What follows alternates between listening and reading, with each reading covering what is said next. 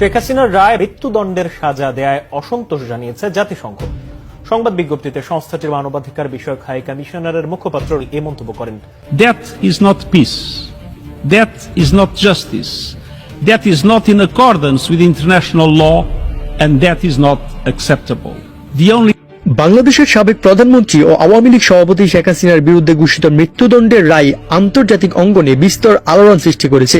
এরই মধ্যে জাতিসংঘের মহাসচিব অ্যান্তোনিও গুতেরেস অত্যন্ত কঠোর ভাষায় ঢাকা সরকারকে আনুষ্ঠানিক হুঁশিয়ারি পাঠিয়েছেন। জাতিসংঘ মহাসচিব তার বিবৃতিতে স্পষ্ট করে উল্লেখ করেন, কোনো অবস্থাতেই জাতিসংঘ কোনো গণতান্ত্রিক রাষ্ট্রে নির্বাচিত বা সাবেক সরকার প্রধানের মৃত্যুদণ্ডের পক্ষে দাঁড়াবে না। গুতেরেস আরো বলেন, শেখ হাসিনার বিরুদ্ধে ঘোষিত রায় গুরুতর মানবাধিকার লঙ্ঘন এবং আন্তর্জাতিক আইনি প্রটোকলের সাথে অসঙ্গত। That is not peace. That is not justice.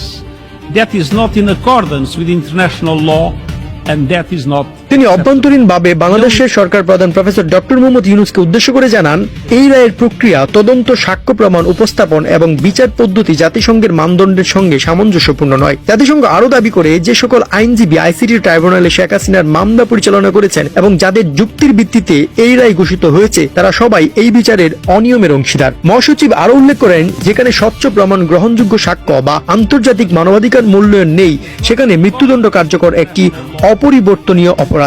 এই যে ট্রাইব্যুনালটা তারা করছে, এই বিচারটা তো টিকবে না। আমি আইনজীবী হিসাবে বলতেছি, আমি বিএনপি নেতা হিসাবে বলতেছি না, আমি সিনিয়র অ্যাডভোকেট হিসাবে বলতেছি, এই বিচারটা টিকবে না যে ট্রাইব্যুনালে হয়েছে। কারণ এই ট্রাইব্যুনালটা গঠিত হয়েছিল 73 সনের আইনে আলবদর রাজাকার। সবচেয়ে গুরুত্বপূর্ণ অংশ, গুতেরেস ঘোষণা করেন, যদি শেখ হাসিনার মৃত্যুদণ্ডের রায় অবিলম্বে ঘোষিত বা পর্যালোচনার জন্য পাঠানো না হয়, তবে জাতিসংঘ নিচেই আন্তর্জাতিক আদালতে সরাসরি শেখ হাসিনার পক্ষে মামলা গ্রহণ করবে। জাতিসংঘের এমন কঠোর অবস্থান আন্তর্জাতিক অঙ্গনে নতুন চাপ তৈরি করেছে বাংলাদেশের অন্তর্বর্তী সরকার প্রধানের উপর।